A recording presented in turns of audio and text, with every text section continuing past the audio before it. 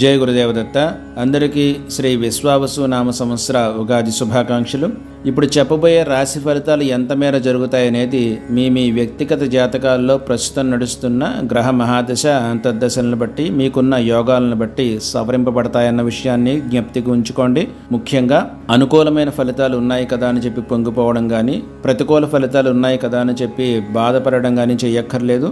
నేను చెప్పబోయే పరిహార క్రియలు ఆచరించండి, సరిపోతుంది. ఇక వృశ్చిక రాశి వారిని కనుక పరిశీలించినట్లయితే ఈ విశ్వావసు నామ సంవత్సరంలో వృశ్చిక రాశి వారికి ఆదాయం 30%, వ్యయం 70%గా ఉండబోతోంది. రాజ్యపూజ్యం 70%, అవమానం 30%గా ఉండబోతోంది.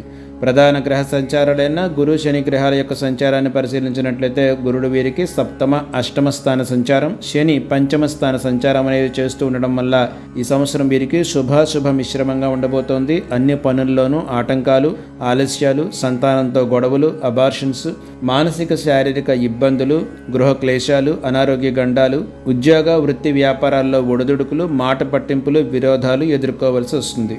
మే, June, July, August, September, October ఈ నెలలు అత్యంత జాగ్రత్తగా ఉండాల్సిన పరిస్థితులు అనేవి కనిపిస్తున్నాయి.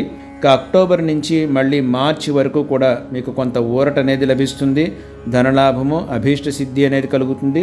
ఈ సంవత్సరం అంతా ఈ రాశి వారికి జయకరంగా ఉండాలంటే కనుక ఈ సంవత్సరం అంతా ఈ రాశి వారు గురువార నియమాలు పాటించండి. గురు చరిత్ర పారాయణ అనేది విధిగా చేయండి. ప్రదోషకాల శివార్చన చేయండి. చతుర్దశమికి రుద్రాక్ష కానీ, త్రయోదశమికి రుద్రాక్ష కానీ, అంటే 14 ముఖాల రుద్రాక్ష కానీ, 13 ముఖాల రుద్రాక్ష కానీ ధారణ చేయండి. సిట్రిన్ మాలను ధరించండి. ఈ పరిహారాలు కనుక పాటించినట్లయితే మీకు ఈ సంవత్సరం అంతా కూడా జయకరంగా ఉంటుంది.